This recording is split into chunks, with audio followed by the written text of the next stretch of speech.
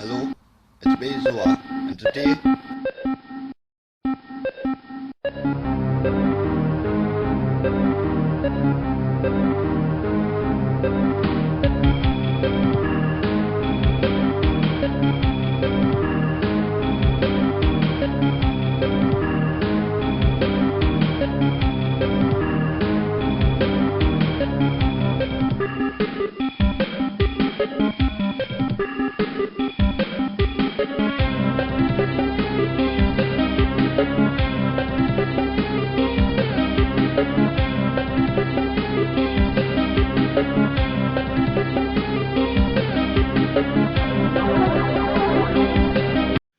Hello, it's me, Zoa, and today I'm going to talk to you about the Mandela Effect.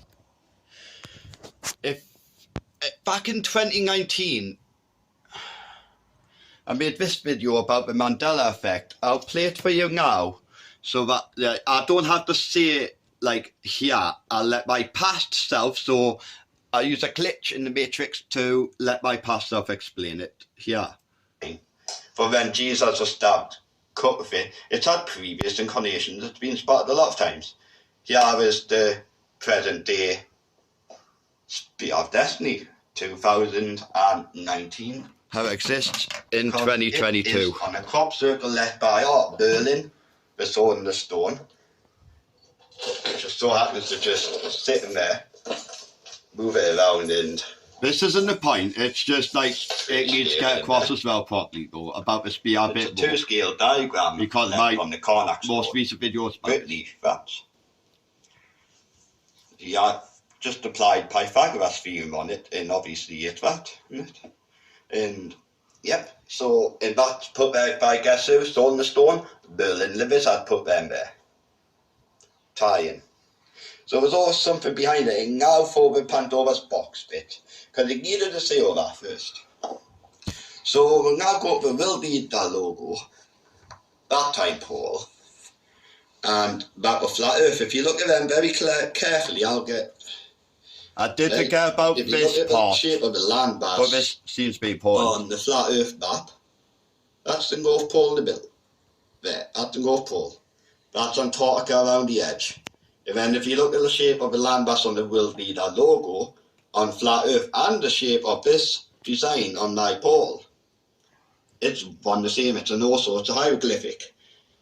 The Earth was flat at one point in time, but thanks to a guy called Yoko, I believe he prefers to be called, you might know him as Xeno on the Alien Disclosure forums, actually told me that it did used to be flat at one point, and now it is a spear. However, I can confirm that it's most definitely a firmament above it. If you think like in Dragon Ball Z Super, when that tournament in that was important there. I need to go to the part where I'm talking about, right, Mandela Effect. This is what I'm talking about then, in regard to the Mandela Effect. And now I'm going to go to this. Do you remember?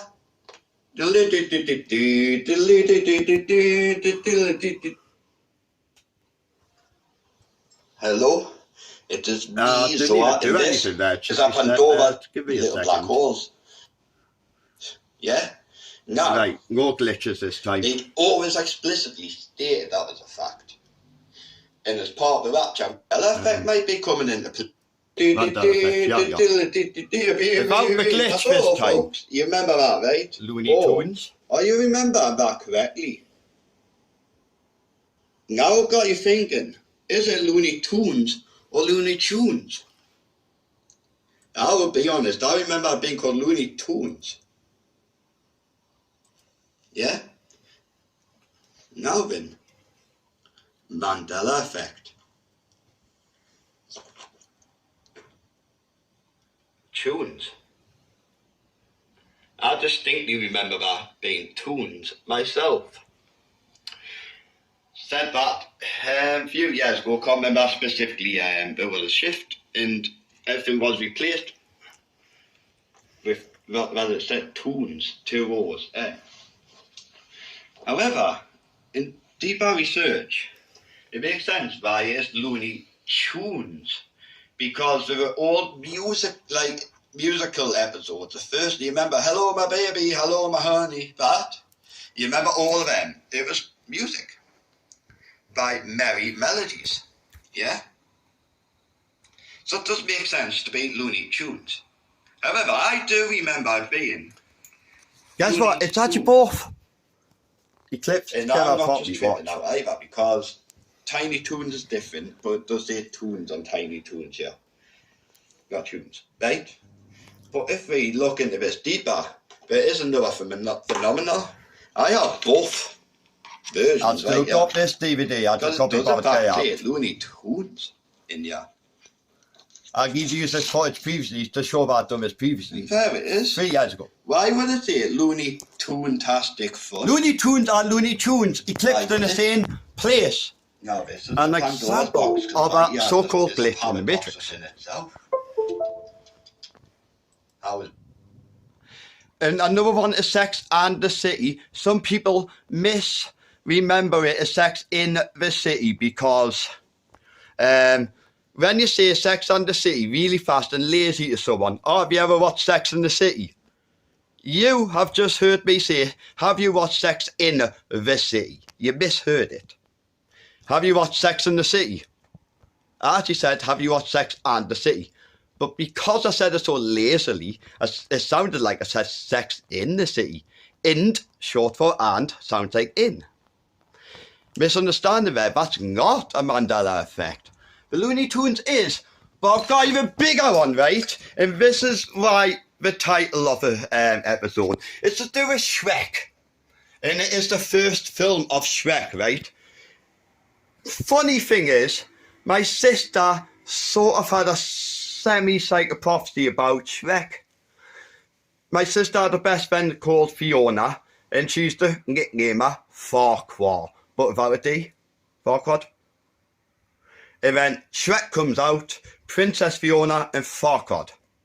But the main point is, right, in that same film, is this scene. Oh, I've got a talking donkey. Right. Well, that's good for 10 shillings. If you can prove it. Oh, go ahead, little fella. Right.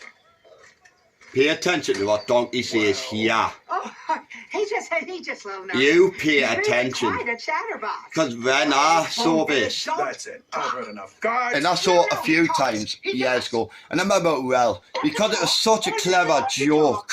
Such a clever joke. When he says, I bet you've seen a donkey fly, I bet you get what I mean. It's that line. I'm not going to talk over it.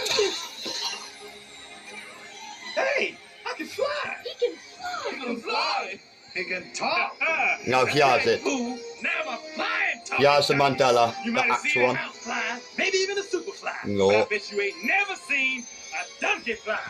Right. That is not how I remember it. He said, Even a Superfly. maybe even a horsefly. I remember that being such a clever joke because he's a donkey, but relative to the horse. Maybe even a Superfly. So donkey, housefly. So he goes from housefly to a horsefly, and a donkey is related to a horse. That is why I know that that is a Mandela Effect, because I remember that being such a clever joke.